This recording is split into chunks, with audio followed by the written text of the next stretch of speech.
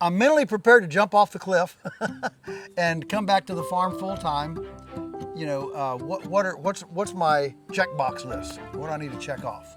I think the first thing you need to check off is, do you feel comfortable with your experience level to actually launch? It's one thing to jump, it's another thing to have never jumped. And so, you know, one of the beauties that we had here when I left outside employment at September 24, 1982, we had two things going for us. Well, three things. One is that we'd already been here 20 years, so we had 20 years of experimenting with compost piles, with butchering chickens, with raising cows, milking cows, making butter, gardening, all these things, cutting firewood. And so I had a fair amount of experience, and my mentor Alan Nation used to say, you can't Google experience.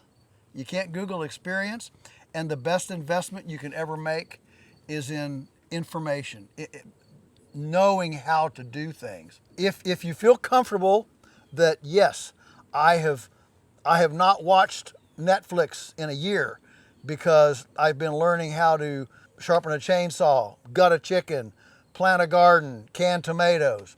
If that has pushed mindless entertainment out of your world, you might be ready to make the jump.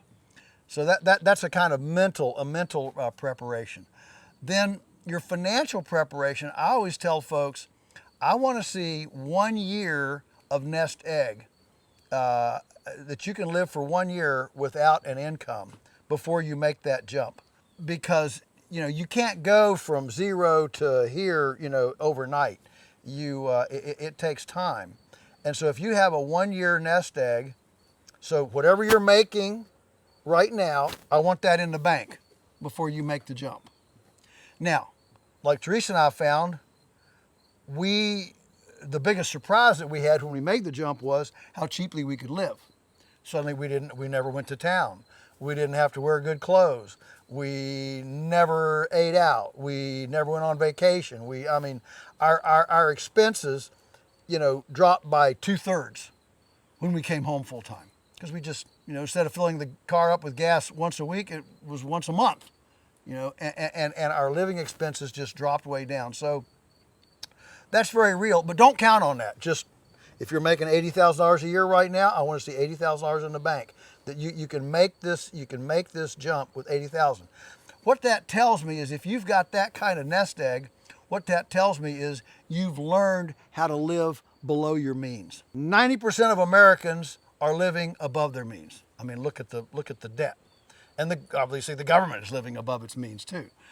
Prove to yourself that you can live below your means, you've socked this money away, and you've got that nest egg.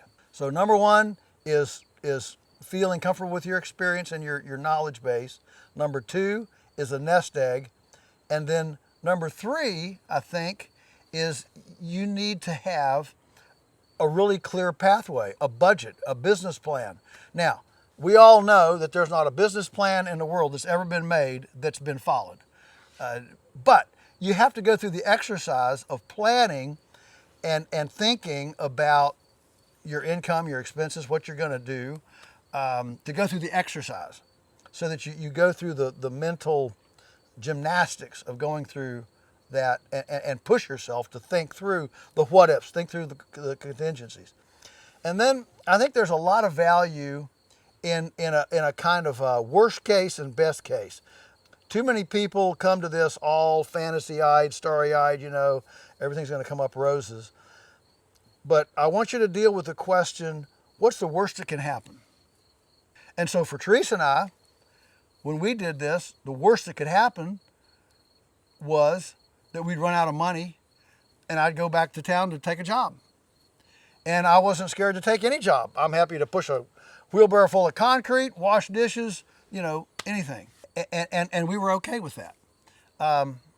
Some people wouldn't be, well, I'll only take this or that or the other. So deal with the worst case scenario, and then on the flip side, deal with the best case. What if everything does work according to plan? Now, it'll never work perfectly to plan, but sometimes it'll actually work better than your plan. You might start with I'm bullish on pastured poultry, of course, and you might start and suddenly you land a really significant customer or somebody that knows somebody else. Next thing you know, you're planning to raise 500 your first year, and you suddenly raise 2,000 your first year because you struck a good market, and so you can be ahead of schedule. So for Teresa and I, we made our thing, and the one thing we thought was going to make us $10,000 only made us $2,000 the first year. Woo, that was kind of a serious hit, when your whole income is going to be, $25,000. And so yeah, I helped a guy plant some trees for cash, helped a guy build a fence for cash. But when you're living frugally, just a few $100s of cash can go a long way. And that's the way it was for us. So, you need to be comfortable with your experience, not cocky, but just, you need to have done enough stuff, failed enough times, and figured enough things out that the idea of doing this full time is not scary to you, just the mechanics of it. Number 2, get your nest egg together. And number 3, make a really specific plan and strategy. Who are you going to sell to? What's your price going to be? How much are you going to grow? How much time is it going to take? Those kind of things, they have to be done. Then